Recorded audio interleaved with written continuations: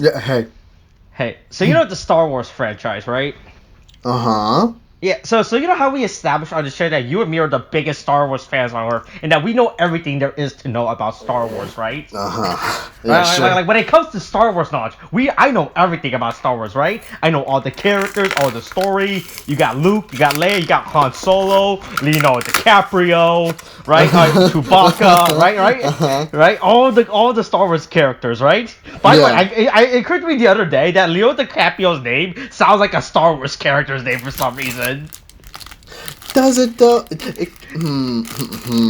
Like Leonardo, because Leonardo, that just sounds like a superficial name you would give yourself as a fake identity, all right?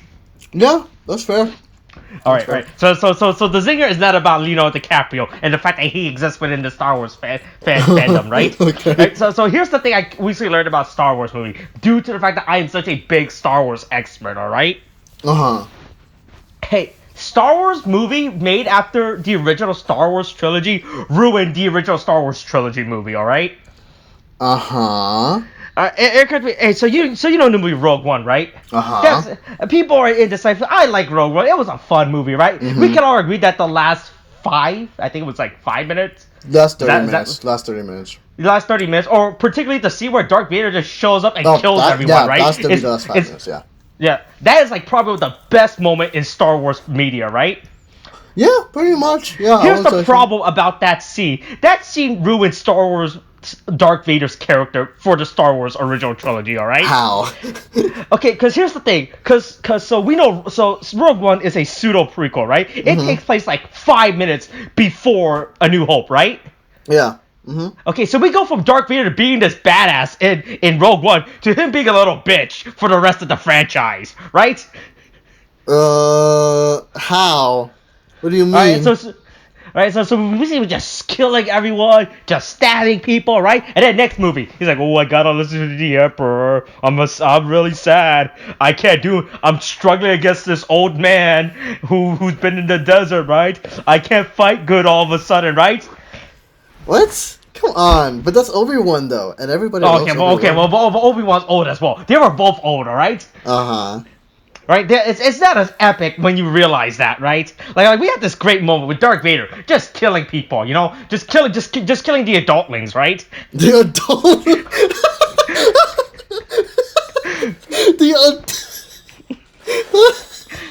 Right?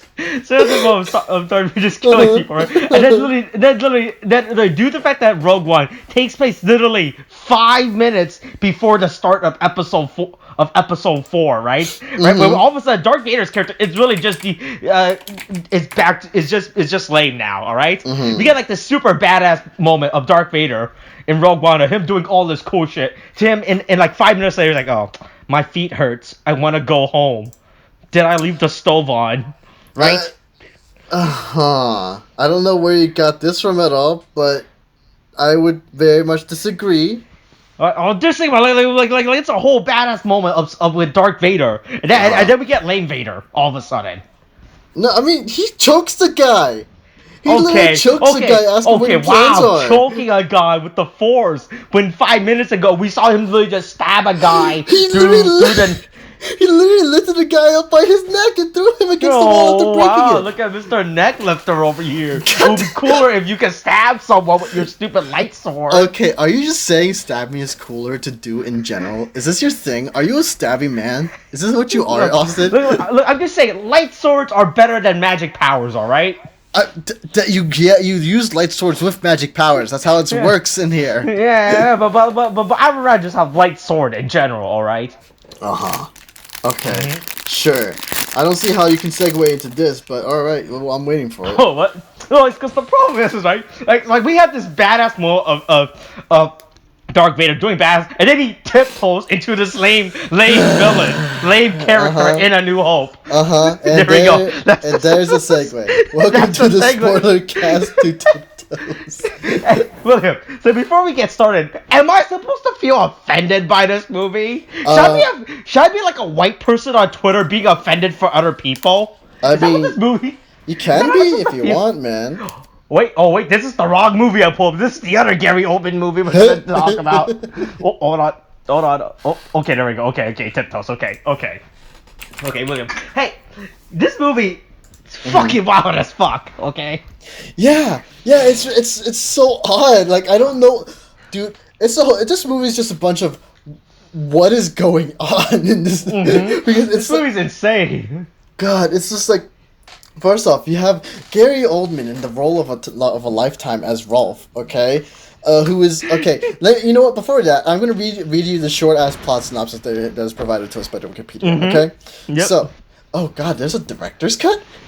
Yeah, apparently that's the thing. Apparently the original cut is like 2 hours long. That's never been seen outside of the original screening of this movie. Right? This is the cut we need to be released. We need to release the bright cut. All right. The bright cut. God. No, but all right. So I'm gonna go ahead and read us the plot synopsis. It's gonna be release so, the bright so cuts, short. you cowards. Who's the production company that owns the right for this movie? Is there... It was distributed by production company was Studio Canal, or was it? What the fuck is this? I've never fucking heard of. Yeah, it's Canal a French Plus. studio. Okay, so hey, you stupid French studio. All right, we release the bright cut. We. All right, I think that's how you talk in French. You just add the word we to the end of the sentence. Or some shit like that. I don't know. Yeah. I'm not French. Release the bright cut. Look, okay. Anyway, here it is. Carol, a talented painter and independent woman, falls in love with Steven without knowing much about him other than he is the perfect man. But when Carol finds herself pregnant, it forces Steven to expose his darkest secret, his family. Steven happens to be the only average-sized person in a family of dwarfs. This is a dramatic way to say that. Yeah, His darkest, yeah, it's not like his family's more like cannibals or serial killers, right?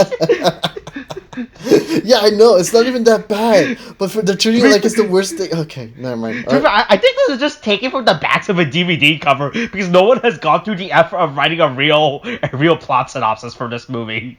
Yeah. Okay. To be fair, yeah, that's probably true. Anyway, including his twin brother Rolf, Carol and Steven are then forced to come to terms with the fact that the baby she carries may be born a dwarf. This terrifies Steven, who does not want his child to suffer the same way Rolf did. Also, I don't agree with what they said there, real quick. But as Carol decides to carry the child, she and Steven grow further apart, and she begins to rely on Rolf to teach her about life as a dwarf. I guess. Which it's not a lot here, honestly. It's a lot of just meandering with this movie. Yeah, this movie's insane. Yeah, it kind of starts with Carol about to give Matthew McConaughey a blowjob, so you know. Yeah, that's that was just like that's a way to start a movie, Will. Hey, yeah, if you want to start a movie, just start your movie by having Matthew McConaughey almost get a blowjob. All right. It's so weird. That's. I don't know why this is a thing. And Gary Oldman. What Matthew McConaughey getting a blowjob or what? You don't know why that's a thing. I'm pretty sure Matthew McConaughey could get it whenever he wants because I'm pretty sure the stupid car he bought, his Lincoln comes with a blowjob. Okay, yeah, sure. He gets a free one whenever he's in his car. It's in the warranty. Like yes. Look, hey, Lincoln has money, all right. From what I heard, all right. Uh-huh. You can do a lot with those Lincoln money, all right. So it's like in the warranty. Whenever you come in to service your car, you get service as well. This is what you're telling me. Look. The Dark Tower is giving him money, all right? Yeah, I mean, you know, he has his Dark Tower to be dealing with. But anyway, before we get into more jokes about this shit, okay? It's a strange way to open up. It's just basically like she's painting and stuff, and she's like, oh, I'm enjoying life, relaxing me. Her boyfriend comes in. Mm-hmm. And she's like he's like, oh yeah, I'm gonna go off to a party thing. I can't tell you about it, right? Because for some reason he just doesn't want to tell her about it. Yeah. And then immediately while doing this, she's trying to give him a blowjob. It's just like, what is this insane tone you're setting with in the first 5 minutes of this movie, right? Mm-hmm. And then as it continues, it cuts into the next scene with Gary Oldman, who's playing a dwarf. Okay. Yeah. Role of a lifetime. Yeah, the role of a lifetime. Okay. With Peter Dinklage, right? And yeah, but keep in mind, this is made in 2003. I believe 2003. Yeah. Yeah, 2003, right? Mm-hmm. This before Game of Thrones, before Peter became widely known, right? Yeah. before he became very famous throughout the world. And, and they're pissing and I was thinking I was watching the movie, right? I was wondering if Peter Dinklage was gonna appear in this movie or not, to be honest. And then he actually does appear. I was like, oh fuck, he actually does appear.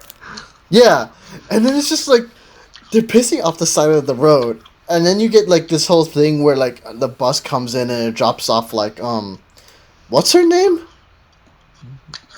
What was her name? Hold on, let me look at Lucy. Lucy. Her name was Lucy. Where they drop off Lucy, and then you get this whole thing where Peter Dinklage's character picks up Lucy and stuff, and then you're like what do you call that plot starts going. Yeah. Okay. So fucking weird. Yeah. Okay. So the thing is, from here, it's gonna take a bit, because I don't know if is this supposed to be a comedy, Austin. Do you feel like this is supposed to be some comedy drama thing? According to the Wikipedia page, it's a comedy drama. I don't know what the comedy was. Is it the fact that Matthew McConaughey is in a world of dwarves, right? I feel like this movie is really offensive for some reason, right? I feel like this movie is supposed to really be offensive, right? Yeah, it's so weird. It's just like, I mean, first of all, I mean, here's the thing. Now, I've always prescribed to the fact, at least for me, that an actor like he's supposed to act, so it doesn't really matter. Like, I know there's this thing where people are saying, oh, if you have a transgender role, have an actual transgender person act that role.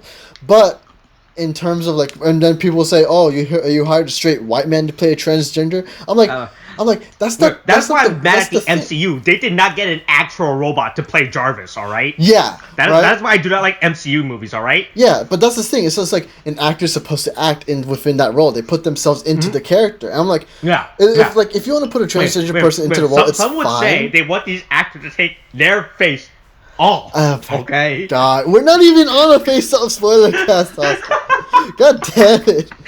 I just like to reference Face Off. Oh my god, so this is gonna be a thing. But that's the thing though, because it's like the thing is, it's I'm like, definitely not eating in the background. Like, hopefully I get caught on camera. It's like you have to, but it's like you have to accept that sometimes you're not gonna get the person you want in that role, but that's fine, because an actor's job is supposed to bring that role to life. They don't have to be actual transgender in order to play the transgender character, and vice versa, right? Yeah. Like you can probably hire like, you know, a gay man to play a straight man. It's fine. I mean, you technically got that with Neil Patrick Harris, you know, in Harold and Kumar, until the whole thing where he came out, and then he still played on the joke for a bit there, you know. Oh, what was that thing actually in Harold and Kumar? No, yeah, because in the third one he comes in as... okay, that's one. I've only seen the first two. I haven't seen the third one. Oh, really? Do you want to see the third one?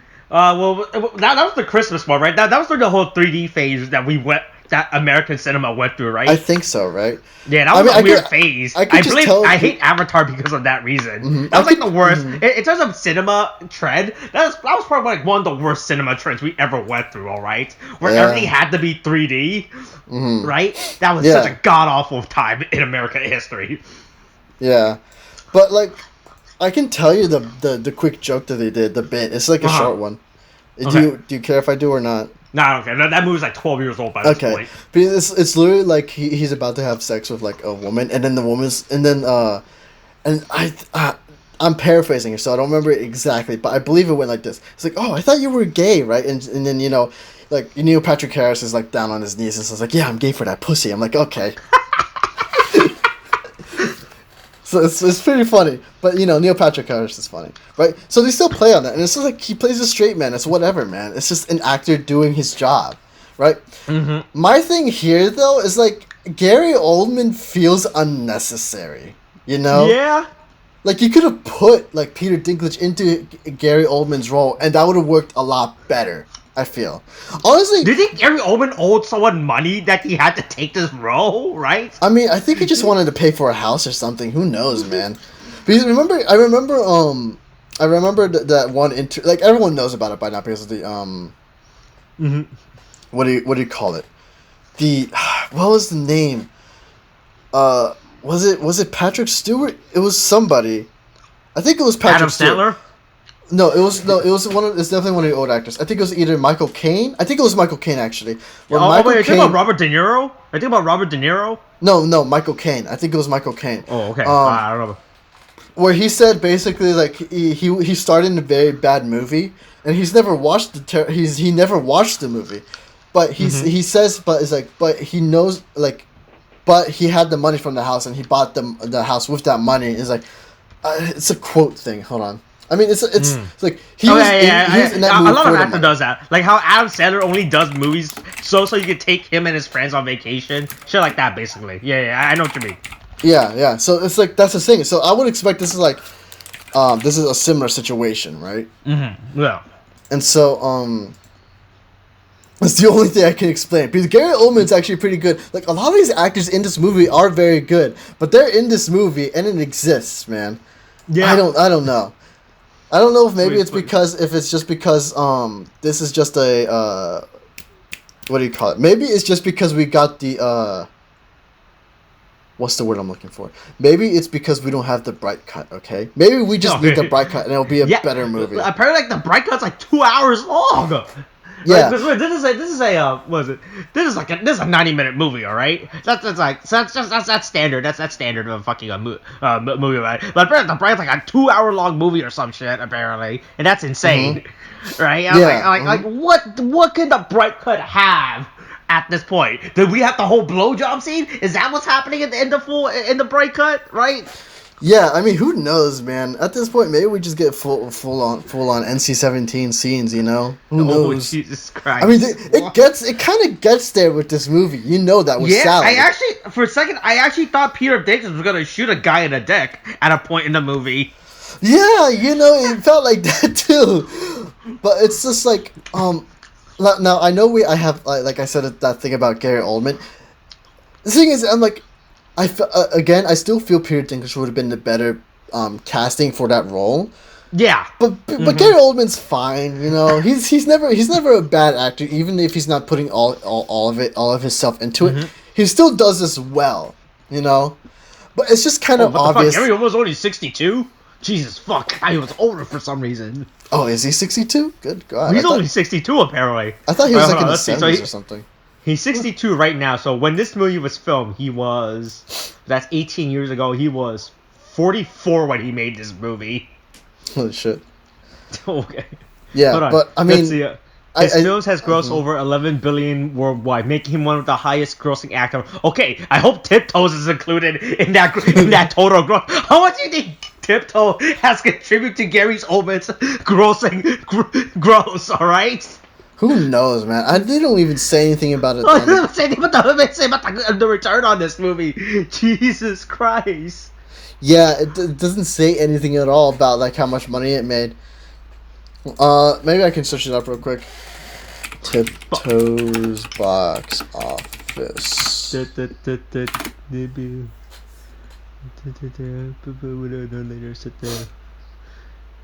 career. Okay. Did you find it? No, I didn't find it at all. They're not really telling me here. Damn! How will we ever find out how much Tiptoes has contributed to Gary Oldman's fucking whatchamacallit? Oh well, we'll never know at this point.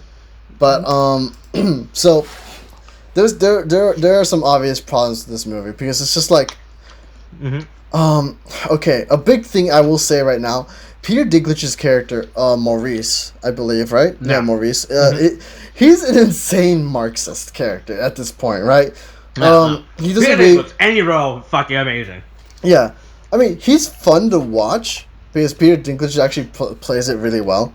Yeah, but, it's almost as if they catch an actual actor that has dwarfism. Is that what the term is called? I wouldn't know. Dwarfism, yeah. The actual term is called dwarfism. Yeah, because they cast an actor with actual dwarfism to play a dwarf character, all right? No, yeah, but once again, Gary Oldman thought this movie is so fucking weird too, right? Yeah, like it's almost like he's standing on his fucking he's standing on his knees in every scene. And it becomes very obvious. Like, remember when he first enters the studio of Carol's studio, right? And he's walking around. You know how they had like a low shot with him walking and there's like the table? If you pay attention, you can see his legs. Oh, really? You can see his legs. Hold on. Let's see if I can find a timestamp. Oh, Jesus fuck. Let's see. Scrolling back, scrolling back, scrolling back.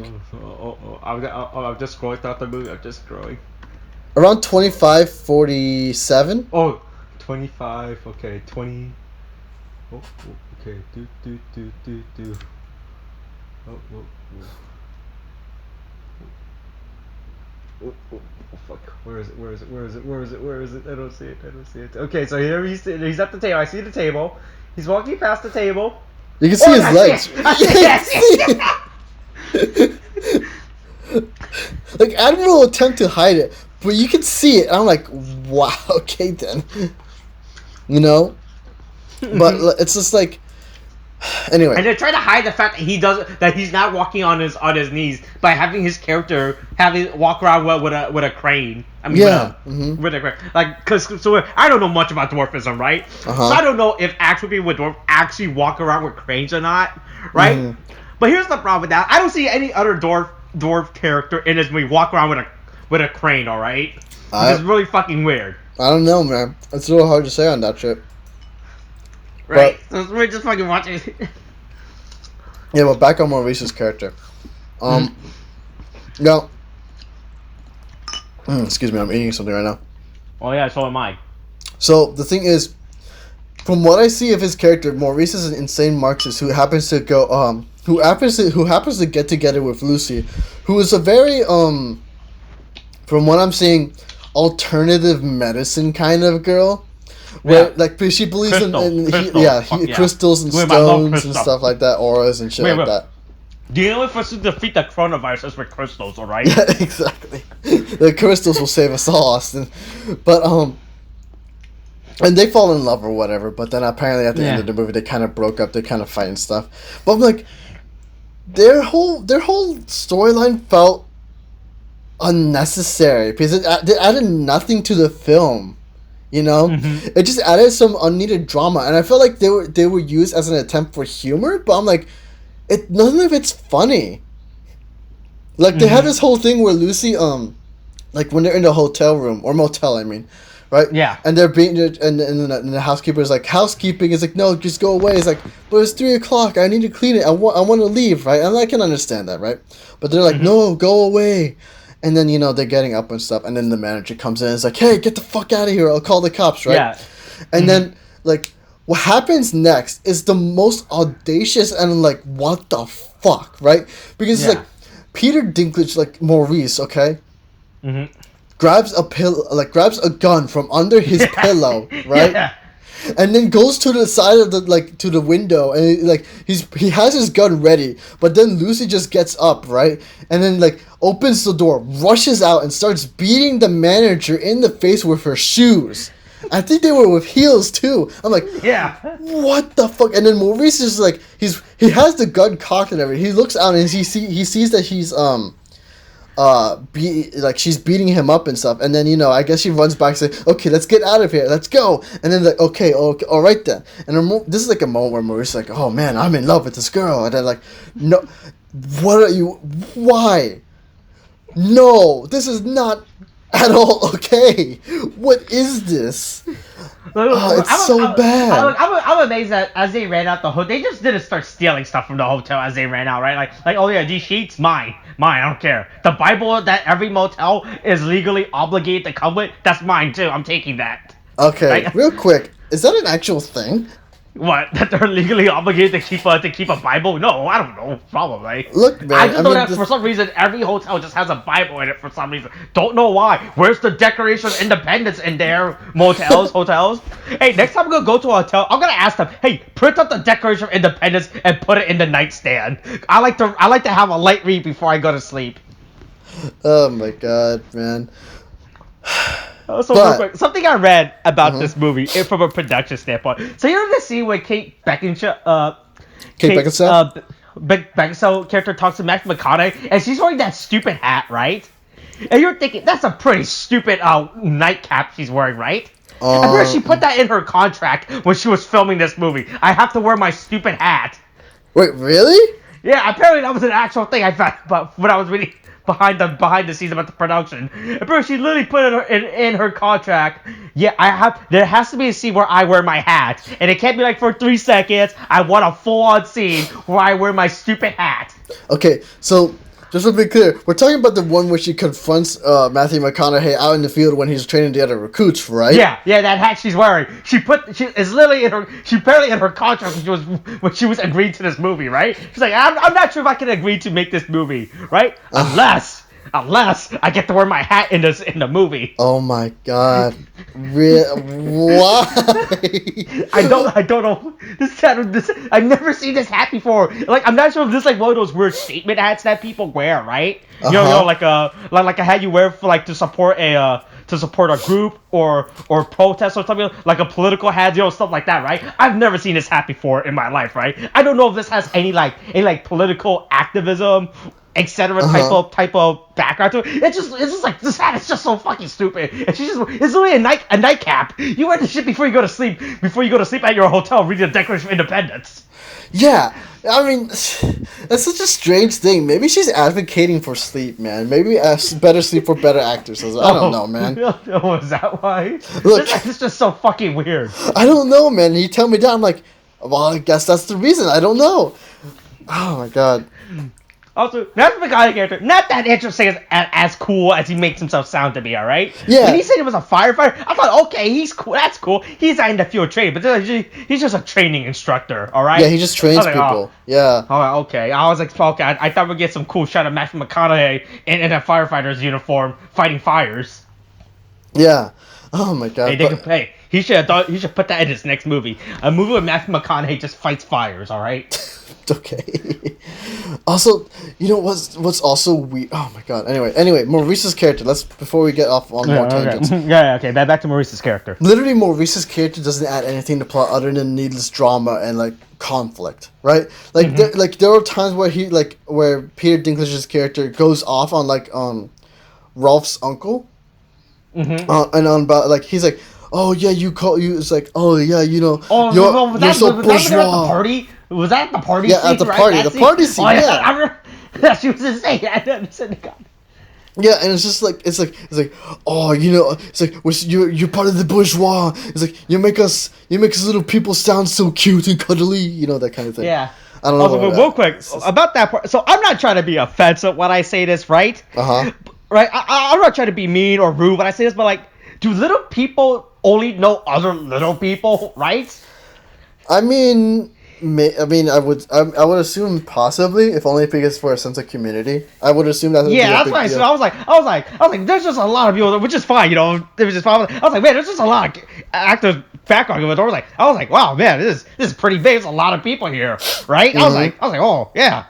I was like, there was like a lot of people at this party. I was like, I wonder what the casting sheet for this movie what's like, right? Because you know when you do a movie, right, and you need background actors, you put out a casting call for background actors, right?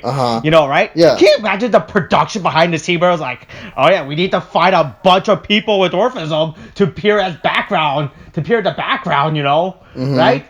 Like in any other movie, if they were lazy, they'll get like a few, right? They'll get like 10, 5, but like they get like this whole party scene, and the majority of the guests, I want to say like 95% for this part, it's just people. I was like, wow, that's actually impressive. I'm amazed they actually managed to get this money to get as background actors to appear in the scene. I hope none of them are people standing on their knees, right? Yeah. Oh my god. Right? Can you imagine them trying to even do a scene like that with people all on their knees like that? Jesus. They would need a couple more. They need more than one table to hide that, man. But yeah, Maurice's character leads to nowhere. So next on the table, okay. Yeah, the literal or figurative table. The figurative table, okay. Okay. But I guess we could throw the literal one in there too, just cause. But okay. It's this weird relationship between what's Matthew McConaughey's character's name? Steve. Yeah, between Steven. Carol and Steve. Steven, or whatever. Who cares? Same thing. Steve, right? By the way, Kate Beckinsale's character does not have a last name, unfortunately. How sad. For some reason, Matthew McConaughey's character has a last name for some reason. Don't know what's the deal with that. I don't Don't know why man. his character has a last name. Look, all of his a sudden. character's a firefighter, all right? Okay. Okay. That's why you think firefighter has to have last names. Yeah, all firefighters have to have last names, man. It's legally binding, all right? Just like how hotels have to have a legally binding Bible in there. Right? Yes, exactly, and why Peter Dinklage has a legally binding has a legal has a gun, okay? Damn. That's just his contract. I have a gun. Yes. Look, at this point, I don't. When they reboot Game of Thrones, right? Can we just give Tyrion Lannister a gun throughout the entire show? Like, he never uses the gun. He just holds on to it throughout the entire. So he has a gun just strapped to his character throughout the entire show, right? But he doesn't use it, and no one acknowledges or comments on it. We just see Tyrion walk around with a gun in his holster throughout the entire series, and no one says anything. Because he's just legally contracted to just have the gun. Yeah, that's in his contract. Yeah. Also, there's so many weird, awkward scenes in this movie as well, like from filming, right? Right, so throughout we try to see like Gary Oldman has dwarfism, right? And they keep doing these weird shots, right? Where they do the pan the camera down, right, as an angle, right, to make him see like he has dwarfism, right? Which is fine, right, to get off the illusion. But when they're doing it on an even level, when the camera's even, it's so fucking weird, right? Because people right have like a specific way body proportion, I believe, right? Yeah. Right. Yeah. But when you see him on an even, when the camera's even, right, on a flat even surface, you can tell it's this Gary Oldman does not have dwarfism, right? It's just a regular sized man who's on his knees, and it's so fucking weird. Yeah, you can tell. Like there's a scene where he's making drinks, right? When Kate Beckinsale's family finally meets Matthew McConaughey and Gary Oldman's family, right? And we see him at the bar, right? And the camera's on a flat, even surface, right? But it's so fucking awkward to look at his character, right? Right? Yeah, and you can see it's just a guy just standing in his knees compared to like the other two characters, the mom and dad of Matthew McConaughey and Gary Oldman, who are actors that with actual dwarfism, right? Yeah. Right? And you can see that there's such a weird contrast, right? Yeah, and also like along with the whole awkward scene thing, the dialogue is off. You ever notice that? The dialogue is just kind of weird. Like sometimes it's just like whatever. It's like my dad's over there. It's like just go over and meet him. Yeah. But it's like also is Kate Beckinsale's mom a racist? Possibly, but she's from the old age, the old country, okay? The old country where they don't have people with dwarfism? Yeah, possibly, man. I don't know what they do. Jesus fuck, right? I just watching this look, we just like this weird awkward scene. Like I feel like we're trying to like Kate Beckinsale's mom. I don't know what's the character's name. Does it Carol's mom, Sylvia? So this Sylvia character secretly racist. Like the dad character's cool, right? I like this dad. He's just a bro, right? He's just a guy. He's like he doesn't care. He's like, hey yo, you like beer? I like beer. We're friends, right? His dad's a bro. I like the bro. But the mom we keep these shots with her. She just acts so weird. Like it's like she acts like a middle-aged white woman in an urban environment, right? Right? It's like, ooh boy, I don't feel safe. This is so out of my element, right? But the dad character, he's just like, hey yo, what up? You got hot wings? Well, what type of wings you like? How you cook that burger, right? You got American cheese, right? But it's like the way that this mom character is so fucking awkward. Like she's like, I guess the mom's just racist against people with dwarfism, right? It's just so fucking awkward.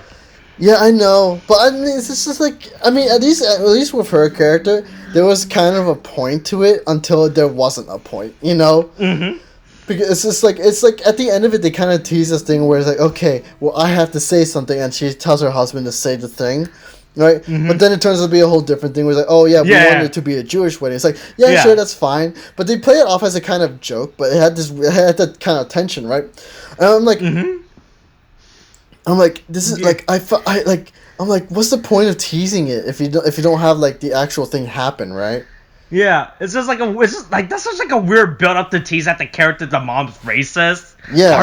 Partially, but it just says that no, she's not racist. She just wants a Jewish wedding, right? Yeah. And that's such like a weird build up for a character to do. To Yeah, make like a character. I would have preferred if there was actually a blowout over this, and then having her like maybe show the growth of like Carol's character or something, saying like, oh yeah, I once thought like you, but then it turned out they were like people like us, that kind of thing, or whatever, or something like that. I mean, like the thing is, like a lot of the movie, from what I'm seeing, like you have scenes where like where Carol, she's a fish out of water type of character, right? She's like out of her depth in this, and she's just trying to understand like you see it in how she calls them like in the beginning of the movie when she confronts Steven.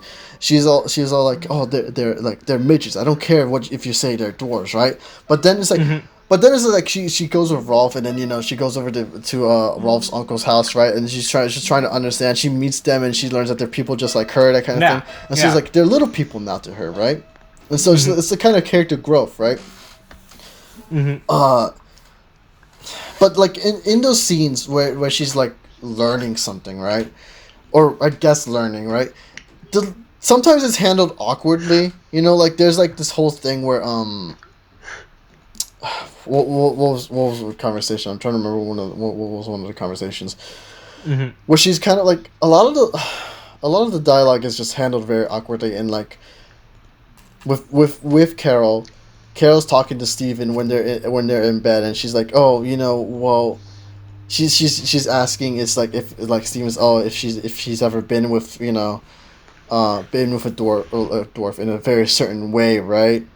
Or like it's a weird vibe, they basically said like they're trying to be genuine, but it's like it doesn't really hit, because I don't because the tone is like the best way I can describe this movie is like the tone is off, Yeah. And so a lot of the movie just feels awkwardly handled, like especially like another major character who's just, I don't understand the point of her character. It's I mean, I guess I kind of do, but I kind of like it comes out of nowhere. Like the thing is, I believe her name was Sally, Rolf's ex, right? Yeah. Right, and Sally is just kind of treated as this very loose woman, that kind of thing, where she's just kind of, she kind of like, what's the term? She gets around with everybody, that kind of thing, right? And like she's this whole thing where like with Rolf, and then Rolf is like trying to like. She's used as a way to show Rolf is a nice guy or whatever and stuff like that. And it's just weird and awkwardly handled. Like there's that scene where Rolf goes to visit Sally, and then Sally is like has another man in her house or whatever, or apartment or whatever. And then the guy comes in, and then it's just like you had this weird thing where they kind of like fight over her or something, right? Also, real quick, just very obviously. It was very obvious that sorry, something came up. It was very obvious that the fight scene was like you watched that fight scene, right, Austin? Yeah. And it's like he brings down like Gary Oldman's character, but you can tell that he's not actually reaching to punch Gary Oldman. Yeah, he's just punching the floor, And I'm like, but anyway, that whole fight, I'm like, am I supposed to be laughing at this scene? How am I supposed to feel about the scene at all? And it just feels so odd and off. I'm like, what? Is this a comedy right now? Am I supposed to take this seriously as a drama or what? I keep saying this movie is just so fucking weird, right? I don't understand anything about this fucking movie. Yeah, I know. It's just very odd. And then there's like in the last, like there's this whole thing with Steven's character where he's like, oh, he's very ambivalent about like his side of the family. But then it's like there are times where they try to reach out to his character, and then he just brushes it off.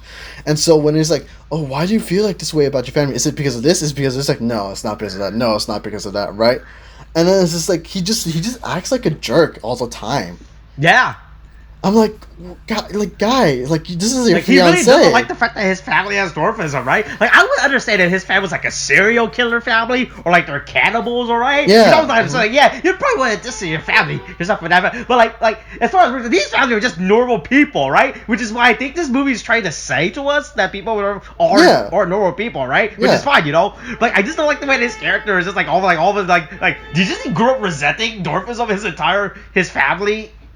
his family lineage? Yeah, it's just like life, because it's just that his right, because character. there's a scene later in the movie when Carol and Steve are at the doctor's office, right? And the doctor is also a dwarf. I was like, okay, as he was trying to like, because I thought like that was very random. That was a very random way to have all of a sudden to have like this dwarf doctor just show up in the scene, right? Because I thought I thought they were trying to do like a lesson, like, oh, like dwarves are just yours, they do everyday jobs too, and he learns to accept it, right? And like maybe he trains, or maybe he then all of a sudden, like, everywhere he goes, he sees like more dwarf people just doing stuff in society, like, oh, like, hey, look, that barista, she's a dwarf, and yo, the person, I don't know what's in her fucking job, at the cashier, right? That's she's also a dwarf, right? I thought that was trying to go, right? When they showed the dwarf doctor, like, all of a sudden, Steven starts going out, like, he started contemplating his family lineage, and then he just sees a bunch of other dwarf actors out doing basic every day, like they're just normal people. He comes to learn his, but no, that's not it. That's not it. He just fucking hates dwarf. That's not it. He straight up punches a wall because of this. Yeah, it's very odd. Like in the Wikipedia. Okay, so just to explain, because in the Wikipedia it says here it's because he doesn't want his child going through the same things that his twin brother Rolf did, right? And now like if they said that in the movie, I would understand it very well, right? But in the movie, he very plainly denies it, and it doesn't feel like that's the actual reason why, you know. Mm-hmm. And it's just like. It's like there's a reason why he, like, Steven feels this way, this weird terror apprehension, right? But it's just like it's never really fully known. It's only because of the Wikipedia I'm like, is that really why? And even then I don't believe it. Also, we also don't see anything happening to Rolf, right? Rolf, the character, to be like, to see like as a bad thing, right? Like, we don't see like Rolf's character being denied service, or being right? Or being like mocked or anything, right? To indicate that, right? We just see him going around doing normal stuff, except it's just Gary Oldman walking on his knees, right? And like, if we show throughout the movie of where Steve is like he has the precautions mindset of, yes, my family comes from Dwarf, and because of that they get mocked, they get I'm pretty sure there's no place that actually does it, right? Because that'd be really bad. That's another legal problem, right? Right? I mean, there's only the one time they actually did that. That was like in the beginning of the movie when they were going into the motel. That was the only, like, literally the only one time. But maybe that was just a shitty motel, to be honest. That was less of like that place. That was just a shitty motel in general, right? I'm sure they would do that to anyone, to be fair, right? Yeah, right? yeah. That looks like one of those motels where you go to get shot. You just go, like you right to a motel. What? All right, put a gun under my belt. Yeah, so exactly. That proves your point, Austin. Right? Yeah, exactly. Like it was even more fun. Like we see throughout the movie, right? Of Steven's character witnessing prejudice and stuff to people with dwarf, and that's why he doesn't want his child to be dwarf, right? And then he has to come to learn, and then he finds out, oh, maybe I'm the racist, right? Maybe the world isn't racist, but I'm just racist, okay? Yeah. Right? Yeah, and it's just very. It's like they don't. It's very weird, and also they also don't really resolve his character very well at all, if anything, right?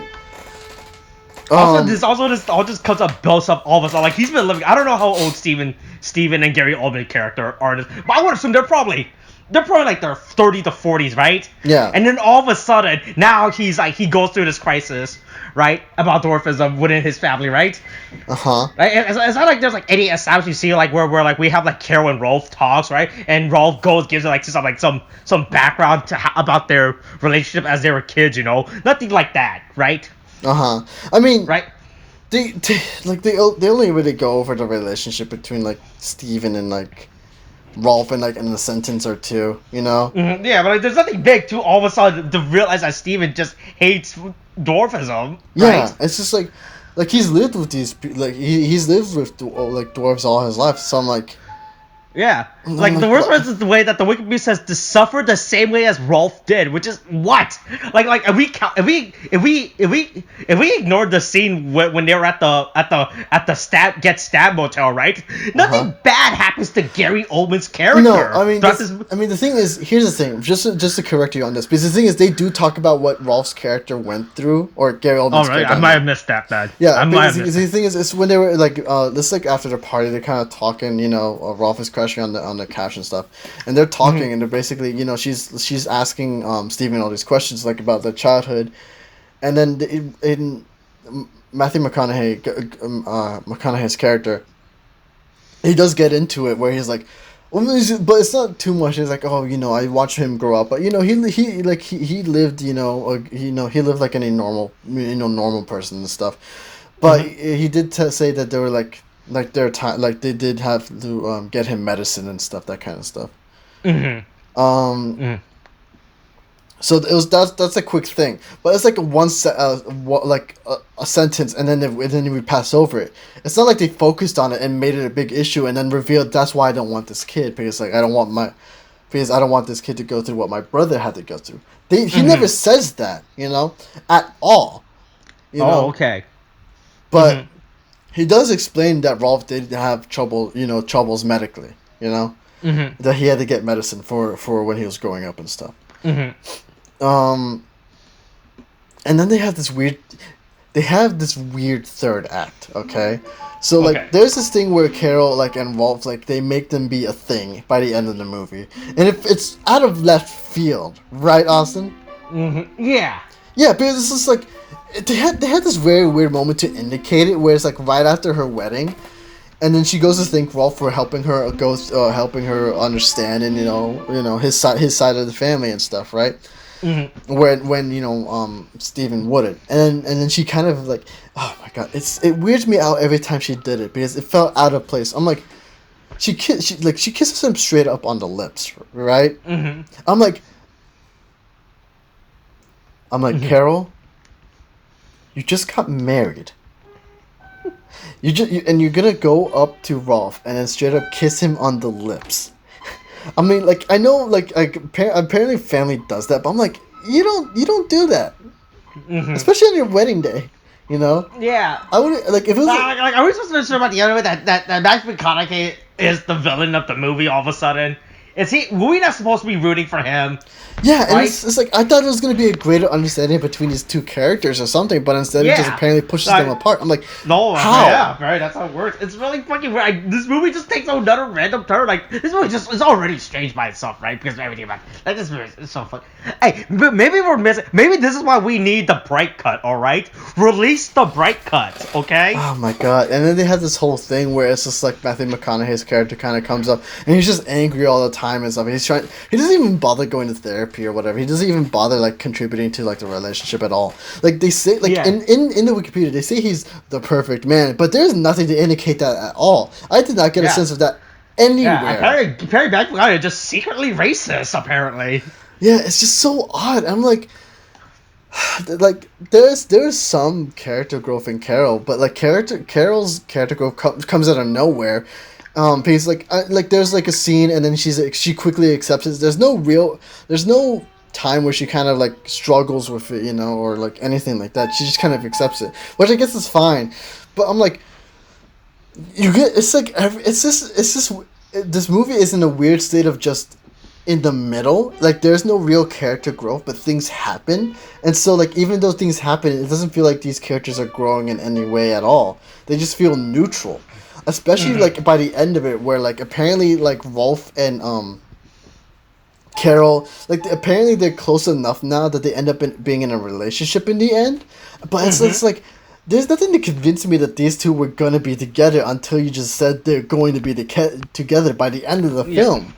Yeah, it's so odd. I'm like, what is going on here? You can't just put these two like, oh god, she's still married too. I'm like, what is going on? Oh, that's right. I forgot about that. Yeah, she's still married. I'm like, there's no real talk between the two characters. Like, they're separated, but they haven't divorced or anything. And I'm like, and there's like, And they indicated, at least with Matthew McConaughey's character, where he's like, "Oh, I'm gonna try to be better, right?"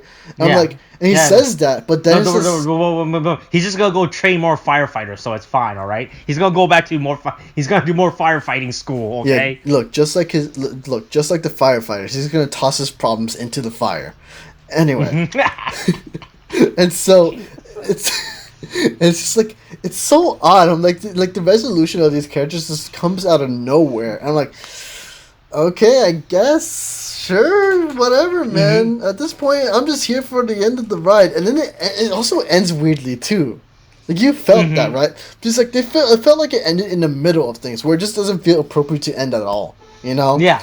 It doesn't, like, there's no resolution with Steven's character, and it felt like the whole thing with Carol and Rolf, they just kind of, like, it felt like they're strangely beginning, you know, and it's just like, and then it just feels unresolved and a bit messy, you know, how they did it, and it's like just like with everything else, the ending comes out of nowhere for me. I'm like, oh, that's the end. Okay then. But it's just weird, man. I don't understand why this movie had to be like it's just a weird tone throughout, in the fact that there is no tone. Well, I'm telling you, we need the bright cut, all right? Release the bright cut, you stupid French film company. All right? I will send you threatening letters where I just write the word we and over again, all right? Until you release it. Oh, wow, apparently the studio owes a lot of fucking film production companies. Jesus Christ. I will say though, I actually do want to see what the director's cut is. If only because of what Peter Dinklage says. Because he said the director's cut of the film was gorgeous, but criticized the producer's cut, right? And so I'm like, apparently maybe the director's cut is a lot better. Maybe apparently the director's cut answers way more questions, right? Because like I said, it really just feels like this movie just ends. It just ends.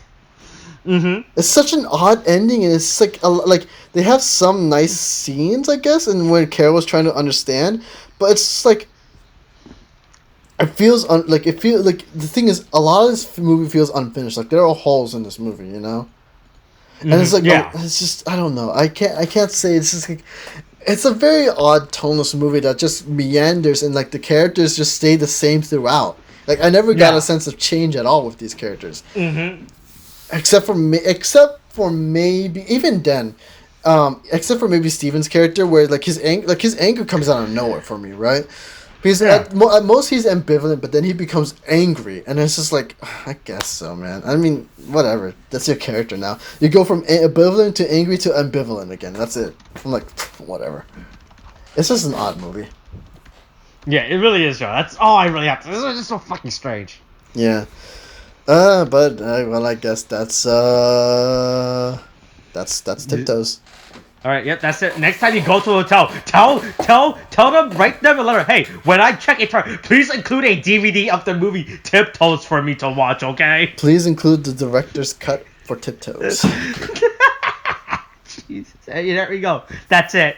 All right, that's it. That's how we're ending it. Coronavirus is still a thing. Wash your hands. Okay, thanks. Bye.